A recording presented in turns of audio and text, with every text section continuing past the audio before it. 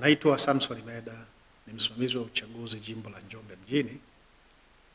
Kuelekea siku ya uchaguzi tarehe 29 mwezi Oktoba mwaka 2025,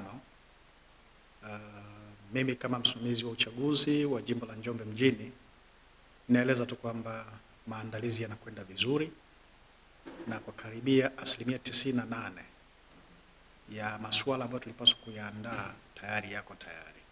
Hiki ni kiashiria tu kwamba uchaguzi utaendeshwa kwa ufanisi na wananchi wameandaliwa mazingira bora ya kuweza kuitumia haki yao ya kikatiba ya kuchagua viongozi watakaoongoza kwa kipindi cha miaka 5. Miongoni mwa maandalizi ambayo kimsingi yamefanyika, kwanza tumepokea vifaa vyote kwa ajili ya uchaguzi. Lakini jambo jingine, tumeshawapata wasimamizi katika vituo mbalimbali. Jimbo la Njombe mjini tunao vituo 340 na vyote tayari tunao wasimamizi wa vituo, wasimamizi wasaidizi, makarani, lakini na swala ulinzi kwa maana ya askari watakaolinda vituo hivyo. Kwa hiyo maandalizi yako vizuri. Lakini ukija kwenye swala la kuwajengea uwezo wasimamizi wetu ili watende kilicho sahihi, kuanzia kesho tunaanza mafunzo kwa ajili ya makarani. Lakini baada ya hapo watafuata wasimamizi wa vituo husika. Lengo ni kuhakikisha sheria, taratibu, kanuni na miongozo inayosimamia masuala ya uchaguzi na mchakato wake vinazingatiwa. Haki inatendeka basi ili kuhakikisha uchaguzi unakuwa huru na wa haki na wananchi waweze kupata viongozi wao wanaokusudia. Kama nilivyoeleza, vituo vya uchaguzi vya kupigia kura viko 340 na maandalizi yako vizuri. Katika vituo hivyo 340 viko vituo wazi, lakini maandalizi yako hatua za mwisho kabisa. Imani yetu ni kwamba mpaka tarehe 28 hapa vitakuwa tayari kwa ajili ya kutumika kwa matumizi ya kupiga kura. Lakini pia ukifika katika vituo vyetu hivyo, tumeweza kubandika orodha ya wapiga kura mapema kabisa tangu tarehe 22. Tulibandika orodha ya wapiga kura tangu tarehe 21. Orodha ya wapiga kura imebandikwa katika vituo hivyo. Nia na makusudi ni kuweza kuwawezesha wananchi kwenda kuhakiki majina yao, uwepo wa majina yao katika orodha hizo. Na mwananchi akishajihakikishia kwamba yuko katika orodha, basi inampatia nafasi ya kujiandaa kwamba anastahili kwenda kupiga kura katika kituo husika. Kwa nitoe wito kwa wananchi waendelee kuvitembelea vituo vyetu ambavyo tumebandika hizo orodha ili wahakiki majina yao na hatimaye kuwa tayari kupiga kura.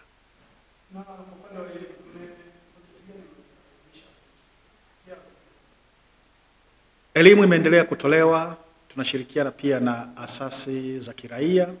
Kwa jimbo la Njombe mjini tunao Njopase ambayo ni asasi ya kiraia inayoendelea kutoa elimu katika maeneo mbalimbali ya jimbo la Njombe mjini baada ya kupata kibali kutoka Tume Huru ya Taifa ya Uchaguzi. Lakini pia tunawatumia watendaji wetu wa mitaa na vijiji kuendelea kutoa hamasa kwa wananchi kujitokeza kupiga kura, ikiwa pamoja na kutoa elimu ya mpiga kura katika maeneo yao wanayosimamia. Lakini hili linaendelea kufanywa pia na vyombo vyetu vya matangazo PA. Ukiona saa hizi mitaani magari yetu yanapita huko yakitoa hamasa na kutoa elimu juu ya wananchi kujitokeza kupiga kura na kutekeleza takwa lao la kikatiba la kuwachagua viongozi. Lakini hatujaviacha mbali vyombo vya habari mbalimbali, kikiwemo chombo chako ndugu mwanahabari. Tumekuwa tukitumia vizuri sana, tukitumia vyombo vya habari kuweza kutoa elimu kwa wapiga kura na kuwahamasisha wananchi kuweza kujitokeza tarehe 29 mwezi wa 10 mwaka 2025 kuweza kuwachagua viongozi wao. Itakumbuka tu kwamba kura yako ni haki yako, jitokeze kupiga kura. Kura yako ina nguvu sana, na ili iwe na nguvu basi jitokeze ukapige kura kumchagua kiongozi atakaye kusaidia kuleta maendeleo katika eneo lako la ulipo. Wapo wananchi ambao walijiandikisha katika daftari la kudumu la mpiga kura na wako katika orodha, lakini katika harakati mbalimbali za maisha ama kwa namna moja ama nyingine wamepoteza vitambulisho vyao, zile kadi za kupiga kura. Wananchi hao, tume baada ya kulibaini hilo, imeweza kuandaa mazingira pia ya kuwezesha wananchi hao kutokupoteza haki yao licha ya kadi yao ya mpiga kura kupotea. Kwa hiyo imetoa utaratibu kwamba vipo vitambulisho vya aina 3 ambavyo vinakubalika endapo mhusika katika orodha ya wapiga kura. Kitambulisho cha kwanza ni kitambulisho cha taifa, NIDA. Endapo mpiga kura una kitambulisho cha NIDA ambacho majina yake yanawiana na majina yaliyokuwa katika kadi yako ama yaliyo katika orodha ya mpiga kura katika kituo husika, unaruhusiwa kupiga kura. Kama hauna NIDA, Tume Huru ya Taifa ya Uchaguzi pia imeruhusu matumizi ya leseni ya udereva. Nayo ni kitambulisho cha pili ambacho ukiwa nacho unaruhusiwa kupiga kura hata kama ulipoteza kitambulisho ama kadi ya mpiga kura. Lakini kitambulisho cha tatu ni hati ya kusafiria ama pasi ya kusafiria. Hiki ni mojawapo ya kielezo ambacho kinaweza kumtambulisha mwananchi na akakubalika kupiga kura licha ya kutokuwa na kadi ya mpiga kura. Maelekezo haya tumeyatoa kwa wasimamizi wa uchaguzi katika ngazi za kata, lakini wasimamizi wa vituo vya kupigia kura. Kwa mwananchi yeyote yule ambaye kimsingi alipata changamoto ya upotevu wa kadi, basi awe huru kufika na mojawapo ya kitambulisho hicho, atapokelewa na kuhudumiwa na piga kura katika zoezi la uchaguzi huu. Kwa upande wa jimbo la Njombe mjini, kampeni zimefanyika kwa vyama vyote vinavyoshiriki uchaguzi katika maeneo yetu. Tunaona kuna Chama cha Mapinduzi, Chauma, DP, ACT, Wazalendo, vyote vimekuwa vikiendesha kampeni zao katika maeneo mbalimbali kwa lengo la kuweza kunadi sera zao na wananchi waweze kutambua basi kiongozi tunayemtarajia anapaswa aweje. Nachoshukuru tu kwamba kampeni zimekuwa ni za kistaarabu, zimeendeshwa vizuri kwa ufanisi, na kwa kweli hatujapokea malalamiko makubwa ambayo kimsingi yanadhihirisha wazi kwamba kuna uvunjifu mkubwa wa maadili katika kampeni. Kwa hiyo ni wapongeze sana wagombea mbalimbali, lakini vyama vinavyoratibu kampeni, namna ambavyo vimeweza kuzingatia taratibu na sheria, ikiwemo kuzingatia ratiba ambayo kimsingi sisi wenyewe kuvishirikisha vyama tuliandaa.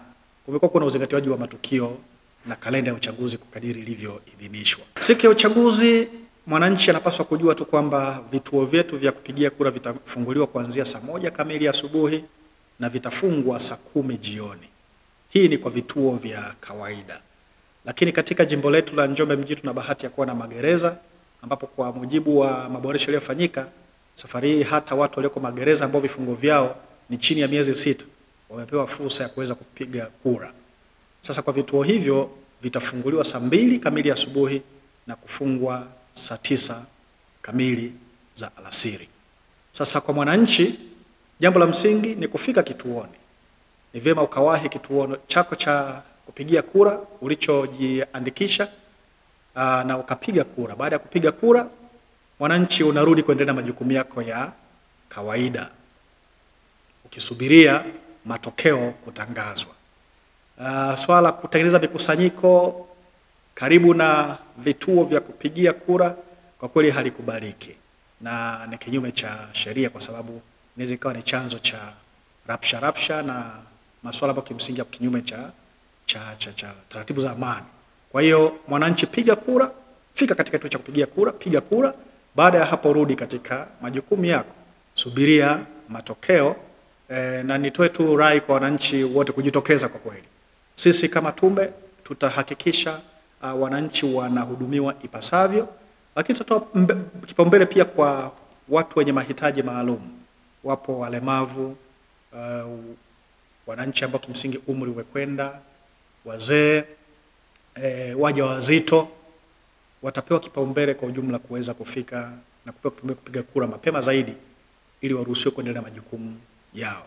Kwa hiyo wananchi, karibuni sana katika vituo vya kupigia kura tarehe 29 tuweze kuwachagua viongozi. Mwananchi anapofika katika kituo cha kupiga kura, jambo la kwanza atakutana na karani mwongozaji, ambaye karani mwongozaji ana wajibu wa kuweza kumwelekeza juu ya masuala mbalimbali ya namna ambavyo anaweza kupiga kura. lakini mwananchi atapata fursa ya kujiridhisha juu ya endapo yuko katika orodha ya mpiga kura, na watendaji wa tume watajiridhisha juu ya uwepo wa kitambulisho chake kama nilivyokitaja, kadi ya mpiga kura, leseni ama kitambulisho cha taifa NIDA ama hati ya kusafiria.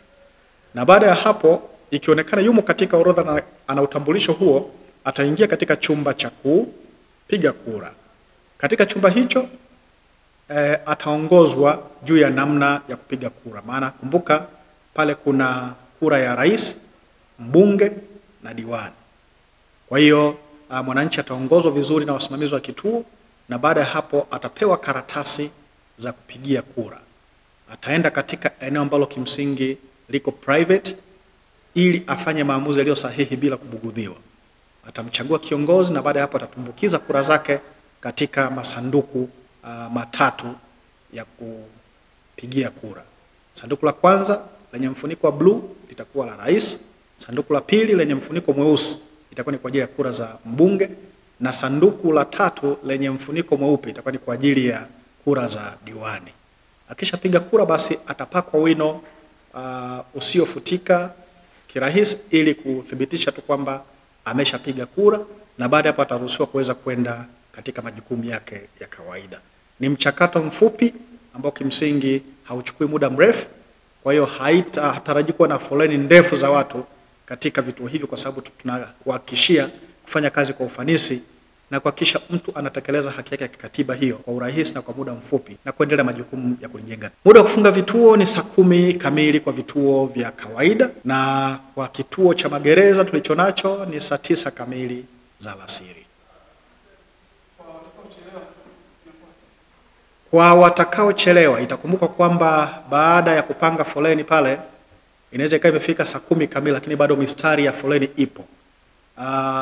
Askari anayesimamia swala utulivu na amani katika eneo la kituo cha kupigia kura atasimama nyuma ya mtu wa mwisho kabisa aliyepanga foleni kabla ama ilipofika saa 10 kamili.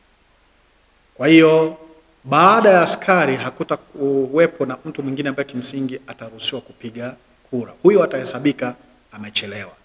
Kwa hiyo natoa rai tu kwa wananchi kuhakikisha wanafika kuanzia saa 1 kamili za asubuhi, lakini inapofika saa 10 kama haujafika basi utakuwa umepoteza haki yako kupiga kura. Kwa hiyo hakikisha unafika ndani ya muda sahihi uweze kuruhusiwa kupiga kura yako. Asante sana. Kuhusu hali ya usalama, tumejipanga vizuri kama Tume Huru ya Taifa ya Uchaguzi. Tumeshirikiana na jeshi la polisi kuhakikisha vituo vyote vina ulinzi. Lengo tu ni kuhakikisha usalama wa wapiga kura, lakini usalama pia wa vituo vyenyewe na watendaji wa tume. Kwa hiyo hatutarajii mtu yeyote kuleta masuala ya uvunjifu wa amani. Ni vema mtu ukishafika pale nenda na jukumu la kupeleka la kupiga kura, baada ya hapo rudi katika majukumu yako. Kwa hiyo tumejiimarisha vizuri kwa masuala ya ulinzi na usalama katika maeneo yetu. Kila kituo kina askari ambaye kimsingi atakuwepo kwa ajili ya kuhakikisha ulinzi upo vizuri. Wananchi wajitokeze, ninawahakikishia kama msimamizi wa uchaguzi ulinzi na usalama katika vituo vyetu vya kupigia kura.